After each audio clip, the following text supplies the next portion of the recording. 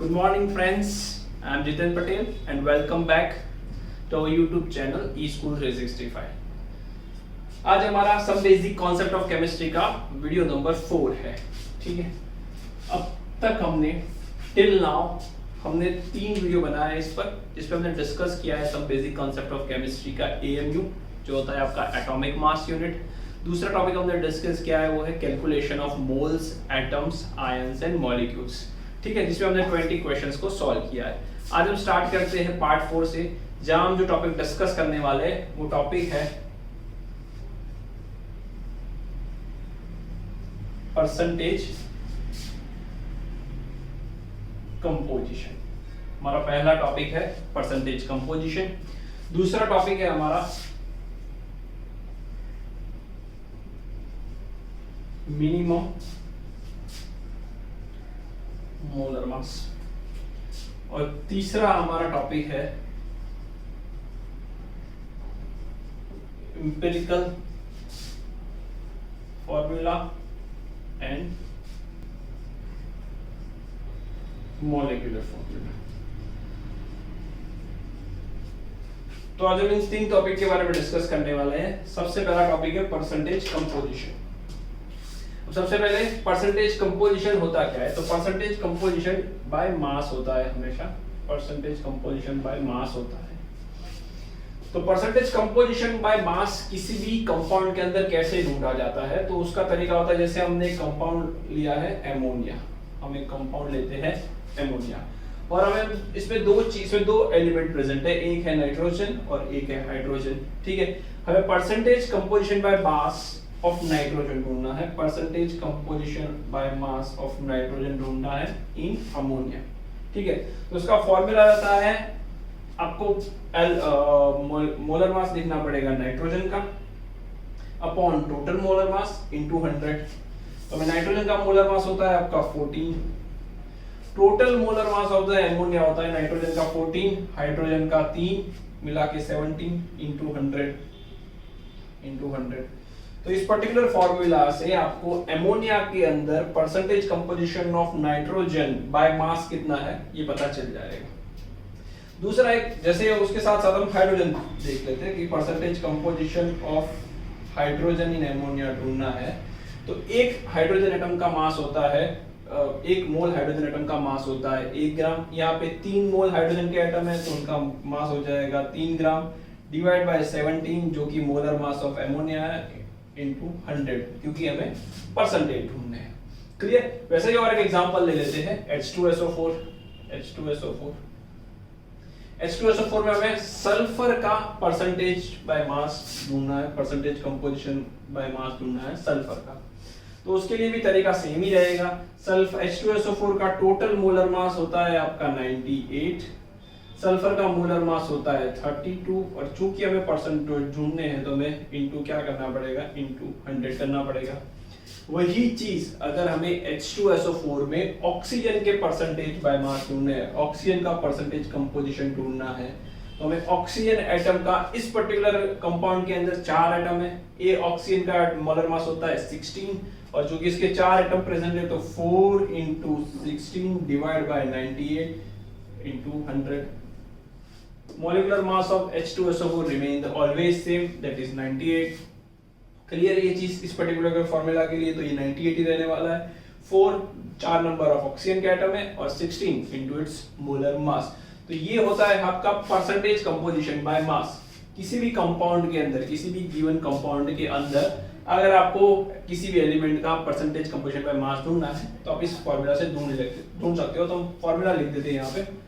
Formula हो जाएगा molar mass of compound, जिस एलिमेंट का ढूंढना है मास, मोलर मास ऑफ एलिमेंट, ठीक है, upon molar mass of compound into 100। Into अगर मोलर मास ऑफ एलिमेंट के साथ साथ नंबर ऑफ एटम भी हमें इसमें इंक्लूड करने पड़ेगा, number of atom into molar mass of element into 100 divide by molar mass of compound. इससे हमें किसी भी कंपाउंड के अंदर उसके परसेंटेज कंपोजिशन बाय मास मिल जाएंगे। दूसरा हमारा टॉपिक है minimum molar mass. Our second topic is minimum molar mass.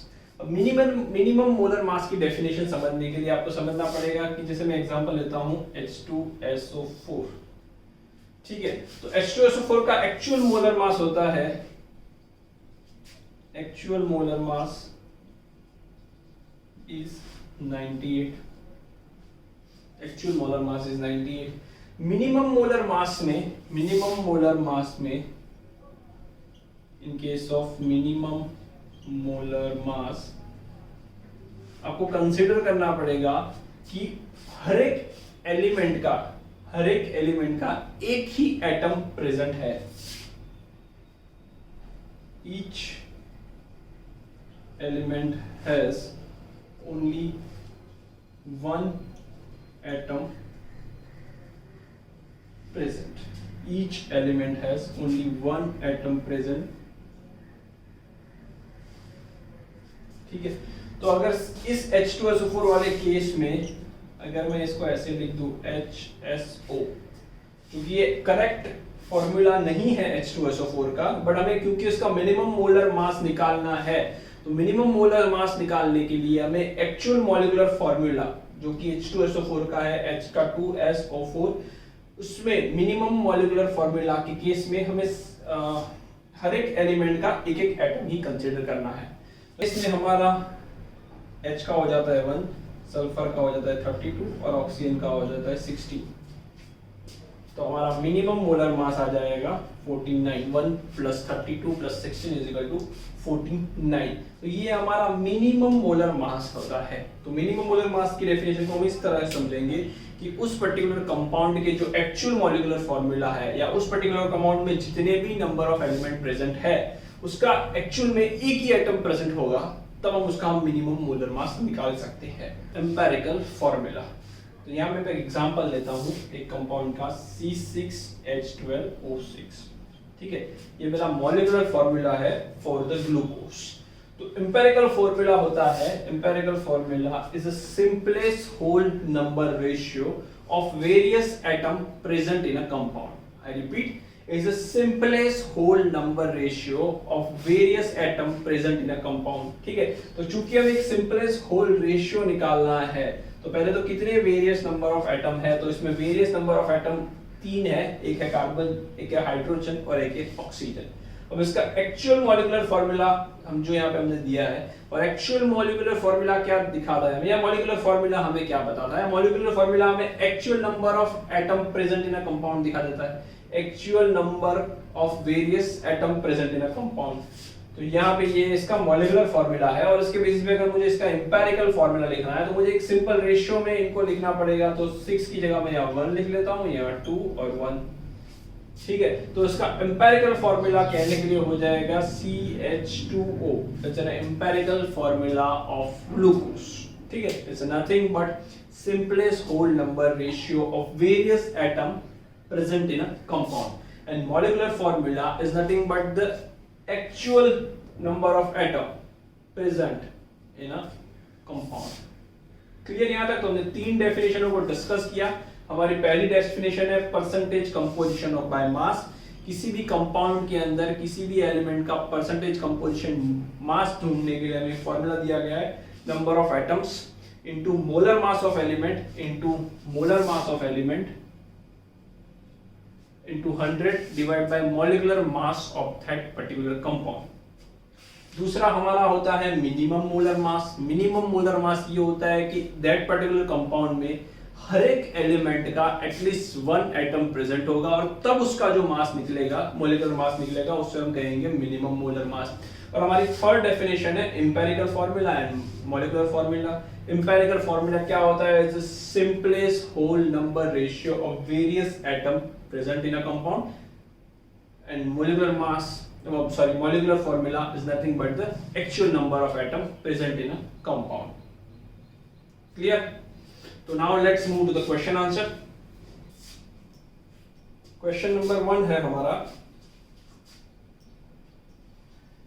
the percentage of oxygen in NaOH is। ठीक है, हमें 4 ऑप्शन दिए गए हैं। ऑप्शन ए है हमारा 40, ऑप्शन बी है हमारा 60, ऑप्शन सी है हमारा 8 और ऑप्शन डी है हमारा 10। ठीक है, बहुत इजी क्वेश्चन है। The percentage of oxygen in NaOH is. ठीक है, percentage of oxygen by mass पूछा है इन NaOH। हमें फॉर्मूला पता है कि अगर किसी भी कंपाउंड के अंदर किसी भी एलिमेंट का परसेंटेज बाय मास निकालना है तो उसका फॉर्मूला होता है number of atom of oxygen. अगर मैं ऑक्सीजन के लिए लिखूं तो number of atom of oxygen into molar mass of oxygen into 100 divide by मुझे क्या करना पड़ेगा, molar mass of compound, molar mass of हमारे केस में NaOH। ठीक है, NaOH का मोलर मास होता है सोडियम का 23, ऑक्सीजन का 16। सो NaOH का मोलर मास होता है सोडियम का 23, ऑक्सीजन का 16 और हाइड्रोजन का 1, एडिशन हो जाएगा 40। तो 40 is the molar mass of NaOH। Number of atom of oxygen, तो NaOH के नंबर ऑफ एटम, NaOH के अंदर ऑक्सीजन के नंबर ऑफ एटम 1 है। मॉलिक्यूलर मास ऑफ ऑक्सीजन हो जाता है 16, मोलर मास ऑफ Na हो जाता है 14, NaOH हो जाता है 14 और इनटू 100। ठीक है, 4 4 तो हमारा परसेंटेज आ जाएगा 40। तो option correct option is a. Clear, किसी भी कंपाउंड के अंदर इसी फॉर्मूला से हमें परसेंटेज ऑफ किसी भी एलिमेंट का बाय मास इसी तरह से ढूंढना है। यहाँ हमें ऑक्सीजन दिया गया तो तुमने percentage of oxygen by mass गिना।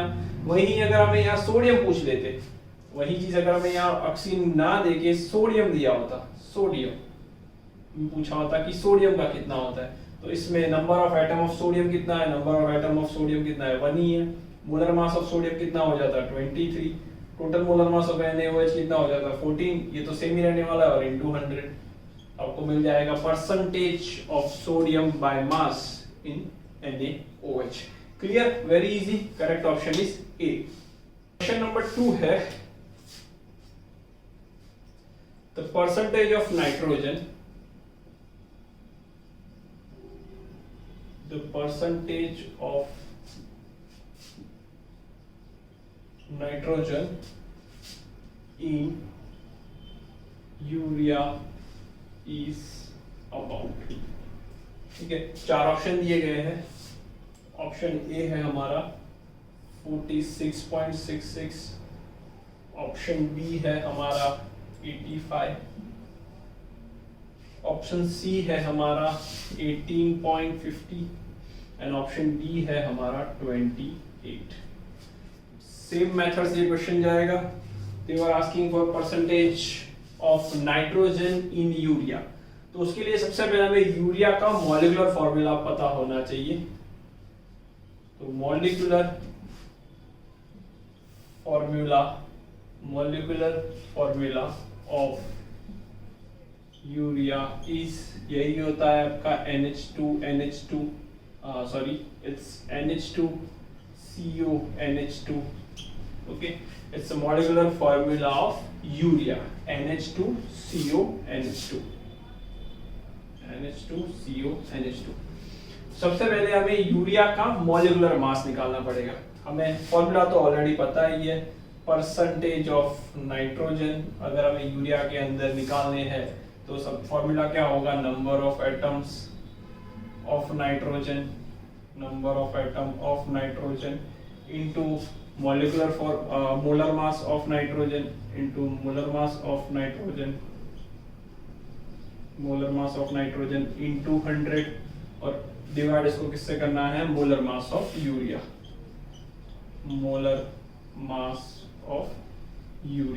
तो उसके लिए सबसे पहले हमें मोलर मास ऑफ यूरिया निकालना पड़ेगा। नाइट्रोजन की यहाँ कितने नंबर ऑफ एटम है 2, तो 14 इंटू 2 हो जाएगा 28। हाइड्रोजन के नंबर ऑफ एटम कितने हैं 4, कार्बन के नंबर ऑफ एटम कितने हैं 12 और ऑक्सीजन कार्बन का एटॉमिक मास हो जाएगा 12 और ऑक्सीजन का 16। तो यूरिया का मोलर मास हो जाएगा आपके पास 60। ठीक है, number of atom of nitrogen कितने हैं यूरिया के अंदर, एक और एक 2। मोलिकुलर मास ऑफ नाइट्रोजन कितना हो जाएगा 14 इंटू 100 और मोलिकुलर मास ऑफ यूरिया कितना हो जाएगा 60 to 28 14 into 2 28 into 10 280 divide by 6 6 4 जा 24 6 6 जा 36 तो 46 पॉइंट समथिंग आएगा। तो और answer is clear cut A 46.66%। Clear.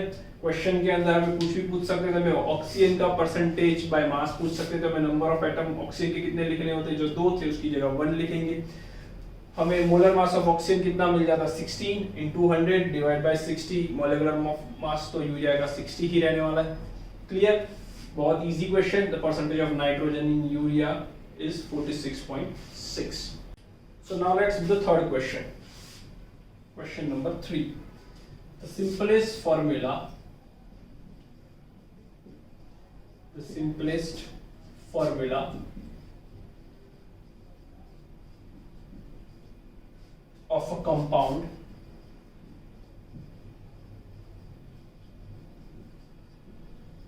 containing 50% of element X, जिसका उन्होंने एटॉमिक मास दिया हुआ है atomic mass 10 and 50% of element Y, जिसका एटॉमिक मास है 20 इज। ठीक है, 4 ऑप्शन यहाँ पे दिए हुए हैं। ऑप्शन ए है हमारे पास XY, ऑप्शन बी है हमारे पास X2Y, ऑप्शन सी है हमारे पास XY3 और ऑप्शन डी है हमारे पास X2Y3। देखो यहाँ उन्होंने पूछा है simplest formula of a compound containing 50% of element X and 50% of element Y। मतलब अगर एक कंपाउंड का परसेंटेज बाय मास हमें 50% हो, क्योंकि हमें एटॉमिक मास दिया हुआ है, तो बहुत सिंपली कह सकते हैं कि अगर X2 के 2 एटम्स होंगे, अगर X2 के 2 एटम हो जाते हैं, इफ X2 का 2 एटम हो जाता है तो वो 2 इंटू 10 हो जाएगा 20, और Y का अगर सिर्फ एक एटम प्रेजेंट होता तो भी वो 20 ग्राम के बराबर होता। तब जाके कंपाउंड जो बनता है उसमें दोनों के परसेंटेज बाय मास 50-50 से होते। तो वेरी ऑब्वियस हमारा मॉलिक्यूलर फॉर्मूला कंपाउंड का हो जाएगा, ये simplest formula of the compound हो जाएगा X2Y, क्योंकि X का एटॉमिक मास है 10 और चूंकि उसके 2 एलिमेंट है 2 एटम है तो उसका मास हो जाएगा 20, और Y का एक ही एटम है उसका मास हो जाएगा, उसका भी मास हो जाएगा 20, क्योंकि इसका मॉलिक्यूलर एटॉमिक मास ही 20 दिया हुआ है। तो कुल मिला के अगर 50-50 रेशियो से जाना है, क्योंकि 50% ऑफ एलिमेंट X है एंड 50% ऑफ एलिमेंट Y है, तो आपको मॉलिक्यूलर आपको सिंपलेस्ट फॉर्मूला हो जाएगा आपका X2Y। Clear. So now let's do the question number 4। Question number 4 है हमारा 1.24 ग्राम phosphorus is present in 2.2 gram of. 4 option यहां पे हमें दिए हुए हैं। ऑप्शन ए है हमारा PS2, ऑप्शन बी है हमारा P2S4, ऑप्शन सी है हमारा P4S3, ऑप्शन डी है हमारा P2S2। ओके, एक बार वीडियो पॉज करके खुद से ट्राई करो।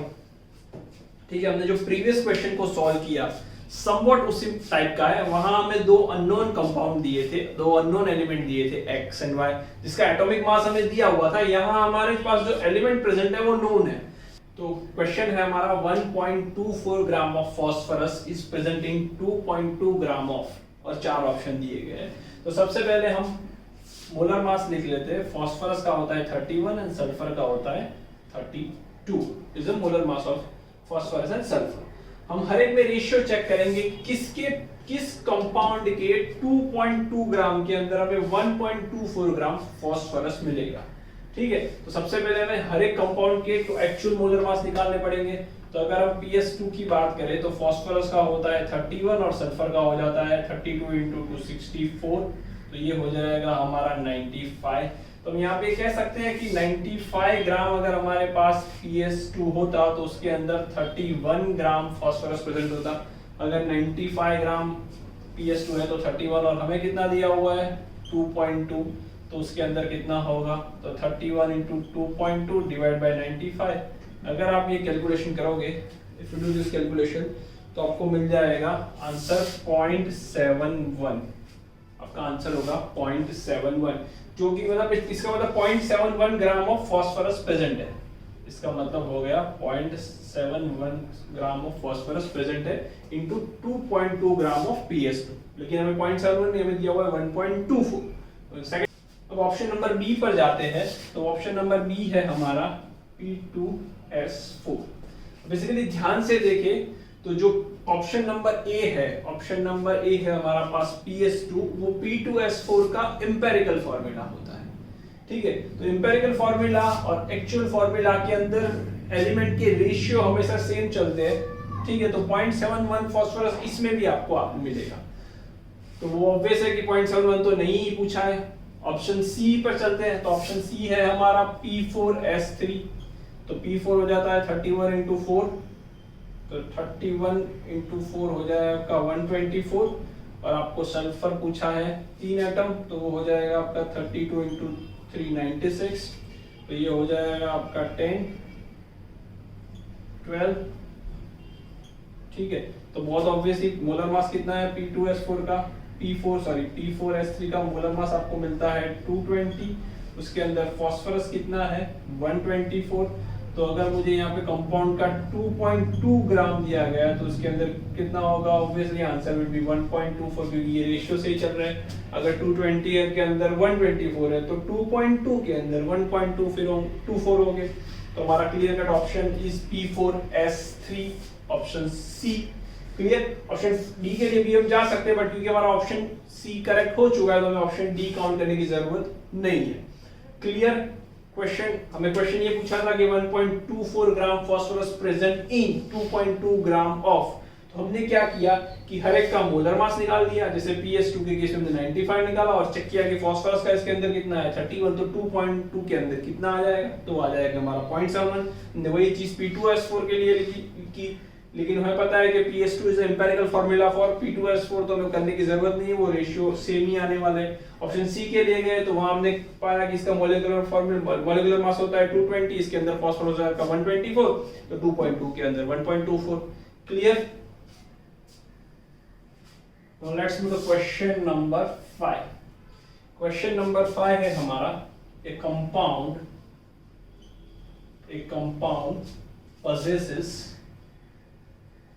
possesses 8% sulfur by mass. 8% sulfur by mass. The least molecular mass is, ठीक है, the least molecular mass is, least molecular mass और minimum molecular mass almost same होता है, और सॉरी least molecular mass ही आपका minimum molar mass हो जाएगा। ठीक है, ऑप्शन ए है हमारा 200, ऑप्शन बी है हमारा 400, ऑप्शन सी है हमारा 155 और ऑप्शन डी है हमारा 355।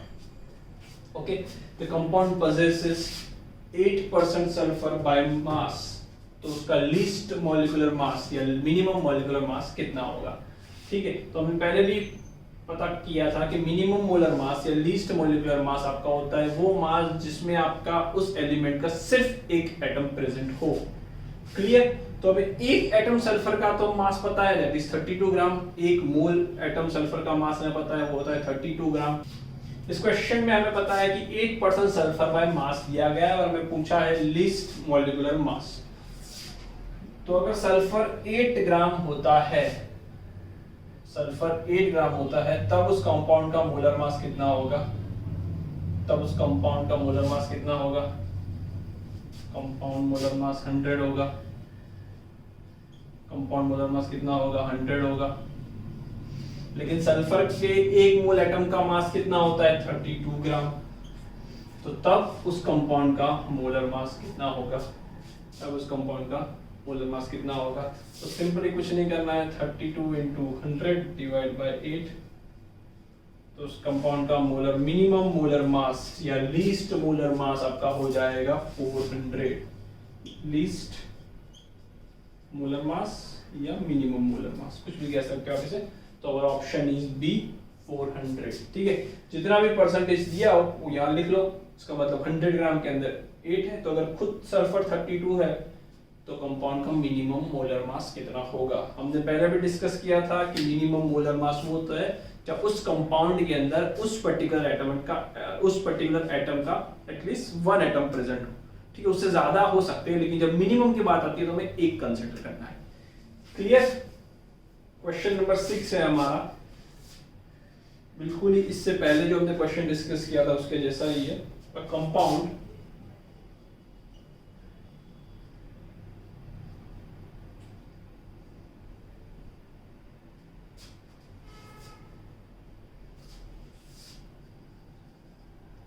कंपाउंड was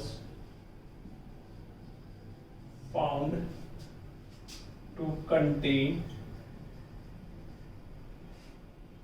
5.37%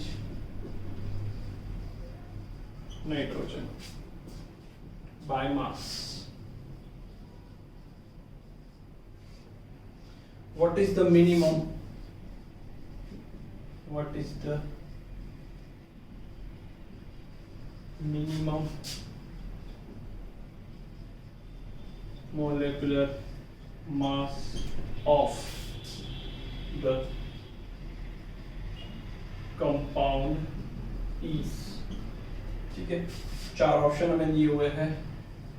ऑप्शन ए है हमारा 26.07, ऑप्शन बी है हमारा 2.607, ऑप्शन सी है हमारा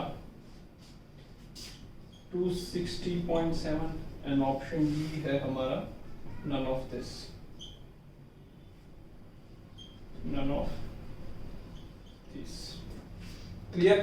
एक बार वीडियो पॉज करके खुद से ट्राई करो। ये जो हमने प्रीवियस डिस्कस किया था ऑलमोस्ट उसी टाइप का क्वेश्चन है। ठीक है, तो ये क्वेश्चन को देखते हैं।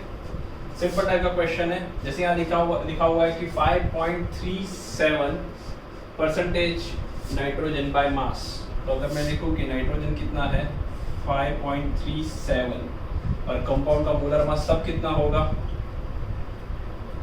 कंपाउंड मोलर मास, क्योंकि परसेंटेज में दिया हुआ है, तो जब 100 ग्राम कंपाउंड का मोलर मास होगा तो उसमें 5.37 हमारे पास 37 ग्राम हमारे पास नाइट्रोजन के होंगे। और चूंकि यहाँ पूछा हुआ है कि minimum molar mass of the compound, और हमारा आगे भी डेफिनेशन में जब हमने डिस्कस किया तो हमने डिस्कस किया था कि जब मिनिमम मोलर मास की बात आती है तो उसमें उस पर्टिकुलर एलिमेंट का एक ही एटम होता है, और एक मोल एटम का मॉलिक्यूलर मास होता है नाइट्रोजन के लिए 40। तो उसके लिए कंपाउंड का मोलर मास कितना हो जाएगा? ठीक है, सिंपल। तो आपको ये जो कंपाउंड का मोलर मास मिलेगा that would be the minimum molar mass of the compound. Calculation कर लेते हैं, simple.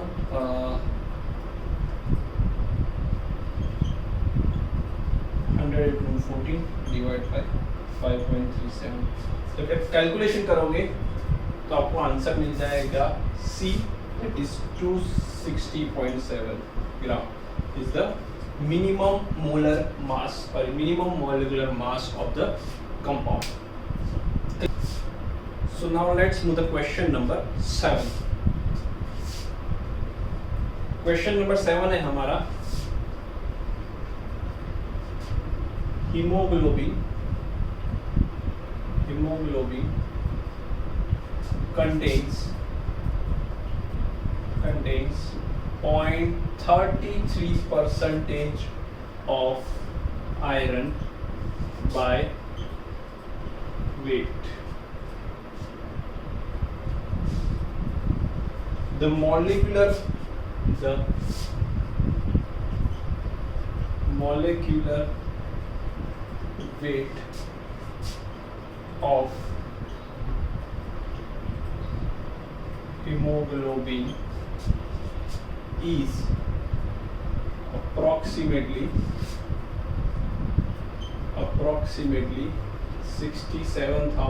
67,200. The number of iron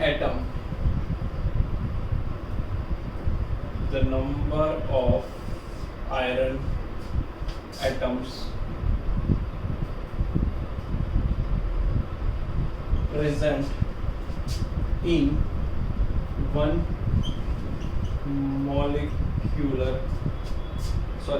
molecule. Let's take one molecule of hemoglobin is, ठीक है। हमें 4 ऑप्शन दिए हैं। ऑप्शन ए है हमारे पास 6, ऑप्शन बी है हमारे पास 1, ऑप्शन सी है हमारे पास 2 एंड ऑप्शन डी है हमारे पास 4।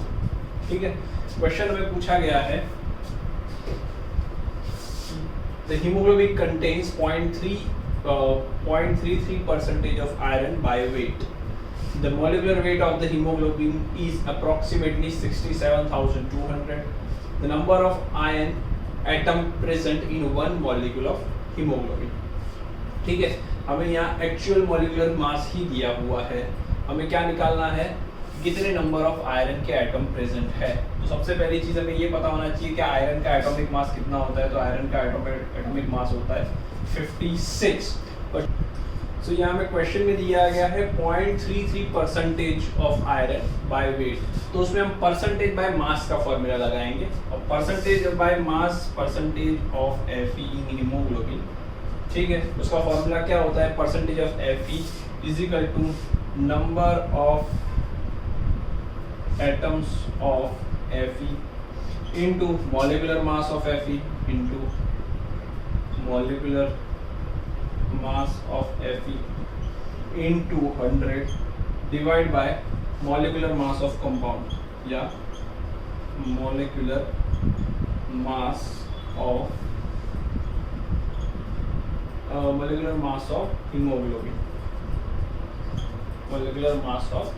hemoglobin। क्लियर। तो हम इसी फॉर्मूला से काउंट कर सकते हैं। यहाँ में परसेंटेज ऑफ Fe दिया हुआ है, yes that is 0.33। Number of atoms, जिसको अभी के लिए मैं n मान लेता हूँ, और वही हमें पूछे भी है कि how many the number of atoms present in a one molecule of haemoglobin. तो वो मुझे पूछा भी है। मॉलिक्यूलर मास ऑफ Fe मुझे पता है, that is 56। Molecular mass of Fe मुझे पता है 56 into 100 upon molecular mass of haemoglobin is 97,200, जो कि हमें क्वेश्चन में 67,200 इसे 67,200 तो हमें क्वेश्चन में ही दिया हुआ है। तो आराम से इससे हम n निकाल सकते हैं। और n अगर हमने ये कैलकुलेशन की, that is 67,200 into 0.33 divide by 56 into 100, तो हमारा आंसर आ जाएगा अप्रॉक्स, हमारा आंसर आ जाएगा 3.98, अप्रॉक्सीमेटली 3.98। तो इसे हम 4 कंसिडर करके चल सकते हैं। अगर आप कैलकुलेशन करोगे तो यहाँ आंसर विल बी 4। क्लियर। तो हमारा option number 4 is the correct, D is our correct answer, that is 4। तो 4 नंबर ऑफ एटम हीमोग्लोबिन के मॉलिक्यूल के अंदर Fe के प्रेजेंट होंगे, the one molecule of haemoglobin. Now let's start with question number 8। Question number 8 है the percentage of sulfur in insulin is 6.4. The percentage of sulfur in insulin is 6.4. Calculate calculate the minimum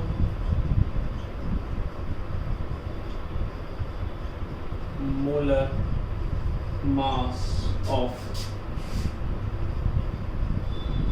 insulin. ठीक है, चार option हमें दिए हुए हैं।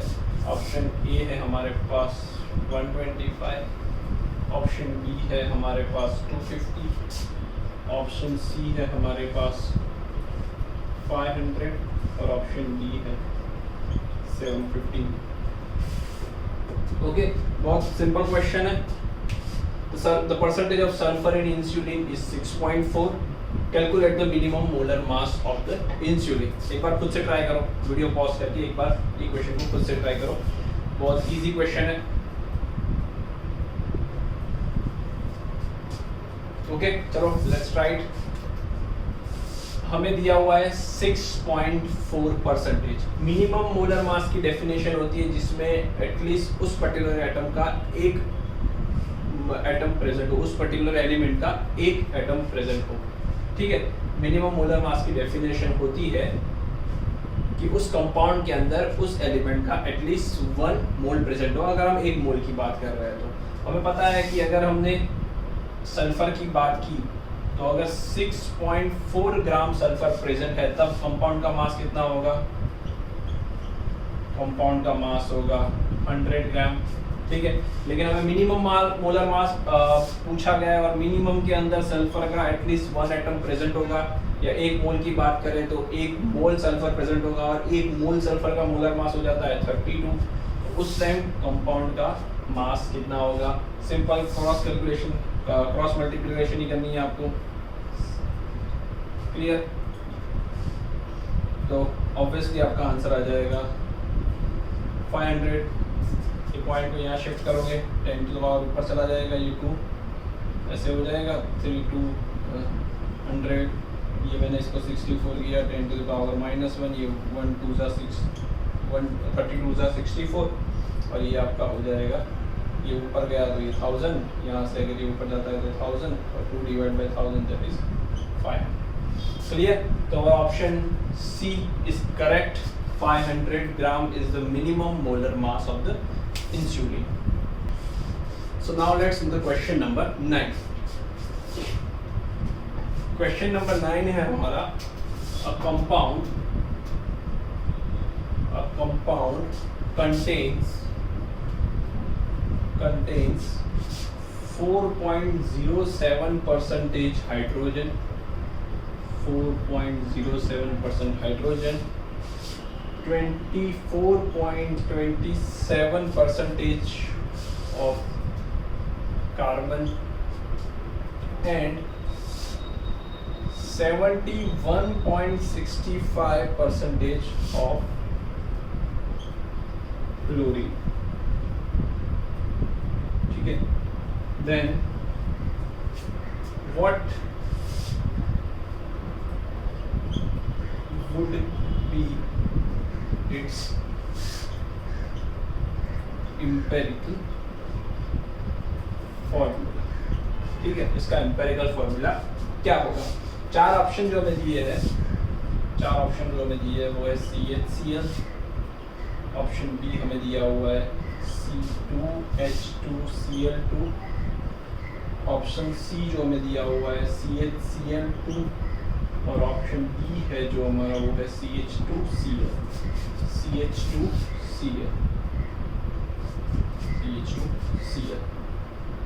Clear?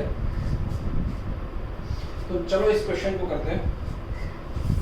A compound contains 4.07 gram of hydrogen, 4.07% of hydrogen, 24.27% of carbon and 71.65% of chlorine। और हमें पूछा है what is the empirical formula।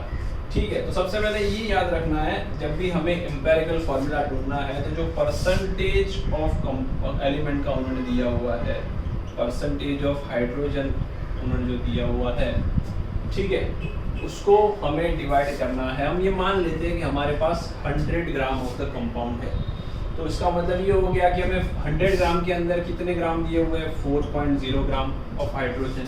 और अगर मैं इसको उसके मोलर मास से डिवाइड करूंगा, अभी इस पर्टिकुलर कैलकुलेशन के लिए हमने एग्जैक्ट मोलर मास कंसीडर किया है, अदरवाइज अप्रोक्सीमेशन से भी काम चल सकता है। तो एग्जैक्ट मोलर मास होता है 1.008, हाइड्रोजन की बात चल रही है।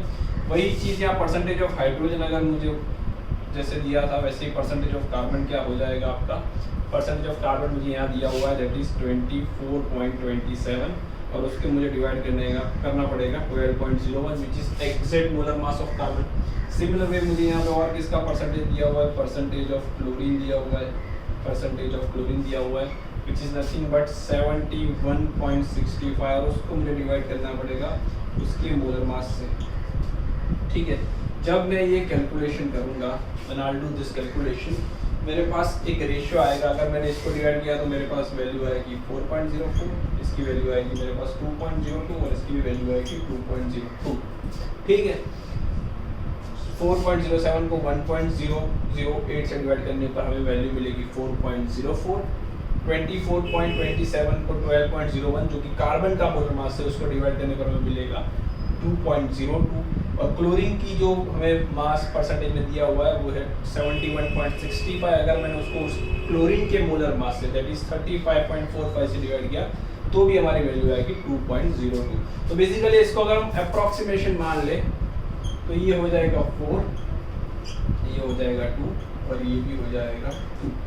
तो बेसिकली हमारा जो फॉर्मूला बनेगा वो होगा कार्बन का 2, हाइड्रोजन का 4 और क्लोरीन का 2। क्लियर? तो मैं इंपेरिकल फॉर्मूला पूछा है which is simplest whole number ratio of various atom present in a compound. It's a simple whole number ratio. ठीक है, तो कह सकते हैं हम ये C1, ये H2 और ये Cl, C1H2Cl is the correct option और ऑप्शन में वो हमारा है डी। तो और ये चीज़ इंपॉर्टेंट याद रखनी है कि जब भी एम्पेरिकल फॉर्मूला हमें पूछा है और कंपाउंड के परसेंटेज दिए हैं, तो जिस किसी भी कंपाउंड का हमें परसेंटेज दिया है, अगर ऑर्गेनिक कंपाउंड है तो मोस्ट केस में कार्बन, हाइड्रोजन, ऑक्सीजन या हेलोजन फैमिली में से कोई ना कोई दिया होगा। मान लो जैसे क्लोरीन हो गया, ब्रोमीन हो गया, तो आपको उसके परसेंटेज को उसके मोलर मास से डिवाइड कर देना है। ठीक है, हाइड्रोजन को उसके, कार्बन को उससे, क्लोरीन अगर दिया हुआ है क्लोरीन या ऑक्सीजन दिया हुआ है तो ऑक्सीजन, जो भी हमें कंपाउंड दिया हुआ है, जो भी एलिमेंट दिया हुआ है उसके मोलर मास से उसको डिवाइड करना है।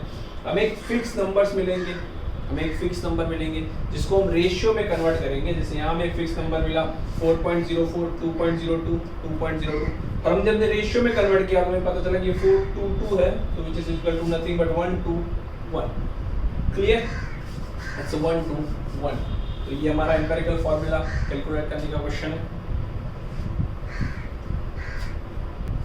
Now let's go with question number 10। Question number 10 है हमारा the empirical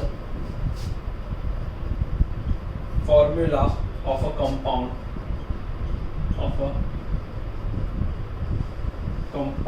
ECH. Its molecular weight is 78. The molecular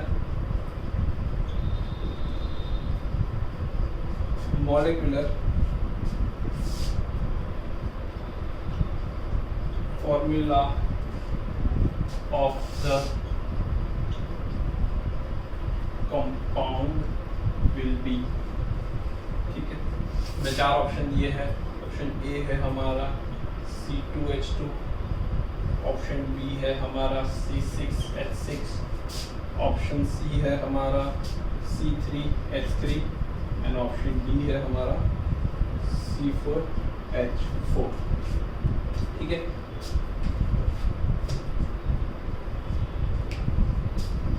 the empirical formula of the compound हमें दिया हुआ है CH, ये हमारा empirical formula of the compound है।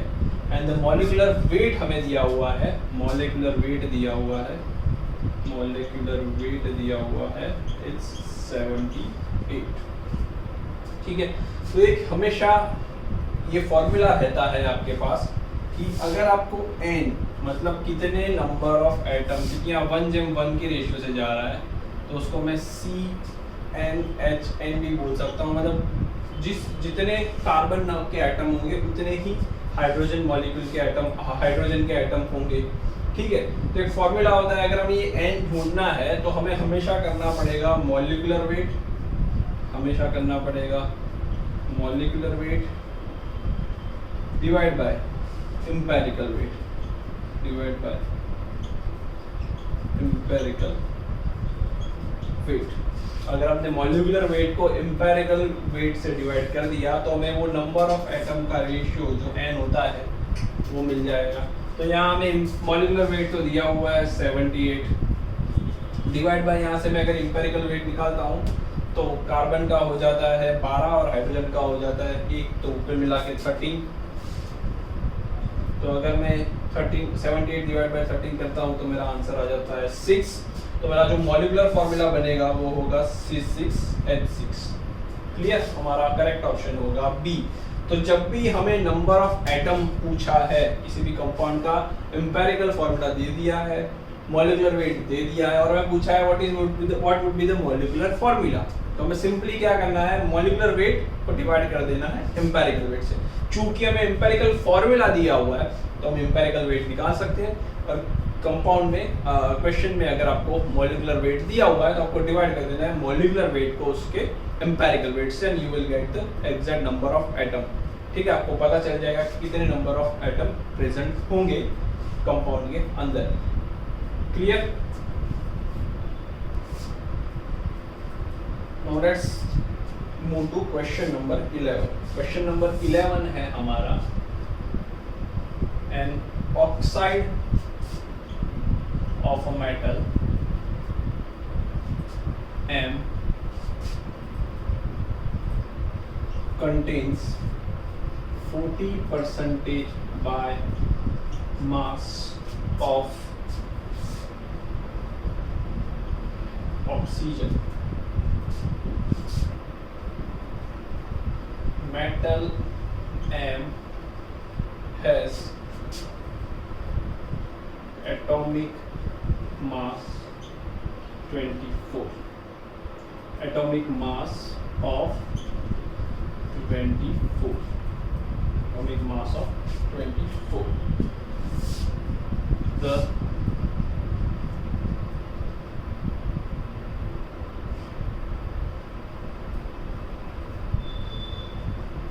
The empirical formula of oxide is, ठीक है, empirical formula of oxide is, option A है हमारे पास M2, ऑप्शन बी है हमारे पास MO, ऑप्शन सी है हमारे पास M2O3, एंड ऑप्शन डी है हमारे पास M3O4। ठीक है, an oxide of a metal contains 40% by mass of oxygen। ठीक है, इस क्वेश्चन को सॉल्व करने से पहले एक चीज समझनी पड़ेगी, जब कभी भी क्वेश्चन के अंदर मेटल ऑक्साइड का जिक्र होता है, if they discuss about metal oxide, ये चीज बहुत इंपॉर्टेंट है समझने की। उसमें दो ही चीज होगी, एक होगा मेटल और दूसरा होगा ऑक्सीजन। सिर्फ उसमें रेशियो चाहे कुछ भी हो, ये M2O हो या M2O3 हो, MO हो, M3O4 हो, लेकिन उसमें प्रेजेंट दो ही चीज होगी, मेटल और उसके ऑक्साइड। तो क्वेश्चन में जो डेटा है उसमें से पता चलता है कि 40% बाय मास है हमारे पास ऑक्सीजन का। अगर किसी कंपाउंड के अंदर ऑक्सीजन 40% से होता है तो मेटल उसमें हो जाएगा 60%। कोई रेशियो है, यहाँ 50 दिया हो तो ये भी 50, ये 30 दिया हो तो ये 70, ये 70, 30 दिया हो तो ये 70। क्लियर, तो हमें ये चीज पता चल सकती है। यहाँ पे रेशियो दिया हुआ है कि मेटल का अगर 60 ग्राम है हमारे पास, तब जाके कंपाउंड का मास कितना होगा, 100 ग्राम। रेशियो परसेंटेज में दिया हुआ है 60%। क्लियर। और यहाँ हमें दिया हुआ है atomic mass of metal that is 24, तो 24 अगर मेटल का मास है तब कंपाउंड का मास कितना हो जाएगा। तो अगर हम ये कैलकुलेशन करते हैं 24 into 100 डिवाइड बाय 60, क्लियर, तो ये हो जाएगा हमारे पास 40। ठीक है, जब 60 ग्राम मेटल हो तो कंपाउंड का मास हो जाता है 100, और 24 ग्राम अगर मेटल है उसके अंदर 24 ग्राम, क्योंकि हमें इंपेरिकल फॉर्मूला पूछा है तो हम कह सकते हैं कि मिनिमम नंबर ही इसमें होंगे मेटल्स के। ठीक है, इंपेरिकल फॉर्मूला एक रेशियो से हमेशा चलता है, तो कह सकते हैं कि 40 ग्राम हमारे पास कंपाउंड का मास होगा, 40 ग्राम हमारे पास कंपाउंड का मास होगा। क्लियर ये चीज। और अगर 40 ग्राम मेटल है हमारे पास जिसमें से 24 ग्राम हमारे 40 ग्राम हमारे पास मेटल ऑक्साइड है और उसमें से 24 ग्राम हमारे पास मेटल है, तो 40 माइनस 20 करते हैं, 40 माइनस ऑफ 24 करते हैं तो हमारे पास आ जाता है 16, which is nothing but molar mass of oxygen. तो क्लियर कट हमारे पास एक एटम मेटल का होगा और एक एटम ऑक्सीजन का होगा, तो उसका empirical formula will be BMO। Clear, simple. हमने क्या किया, इस ऑक्सीजन से भी कंसिडर करके चल सकते थे, लेकिन ये बताना जरूरी था कि किसी मेटल ऑक्साइड के अंदर अगर 40% ऑक्सीजन दिया हुआ है तो बाय डिफॉल्ट 60% मेटल हो जाएगा। अगर वही चीज़ उन्होंने मेटल के बारे में दी होती तो वही चीज़ ऑक्सीजन की हो जाती। इसी रेशियो को लेके आगे बढ़े, यहाँ देखा कि 60 ग्राम अगर मेटल होता है तो तब कंपाउंड का मास होता है, मॉलिक्यूलर कंपाउंड का मास होता है 100 ग्राम, और अगर 24 दिया हुआ है तब कितना, तो हमें आंसर मिला 40। क्लियर कट, 40 मास के अंदर 24 तो मेटल का ही मास है, 24 मोलर मास तो मेटल का ही है, तो 40 माइनस 24 किया तो हमें 16 मिला, जो is nothing but oxygen atom का मास, एक ऑक्सीजन एटम का मास, तो कंपाउंड का रेशियो हो जाएगा एक मेटल का एटम और एक ऑक्सीजन का एटम, तो empirical formula will be MO। तो इस वीडियो के अंदर हमने टोटल 11 क्वेश्चन डिस्कस किए। कौन से टॉपिक के, परसेंटेज कंपोजिशन बाय मास, दूसरा हमारा टॉपिक था मिनिमम मोलर मास, और तीसरा हमारा जो टॉपिक था वो था empirical formula and molecular formula. इसी टॉपिक पे हम और एक वीडियो बनाएंगे जिसमें हम और थोड़े ज़्यादा क्वेश्चन को डिस्कस करेंगे, तो थोड़े इससे से कॉम्प्लेक्स होते जाएंगे। Okay, thank you.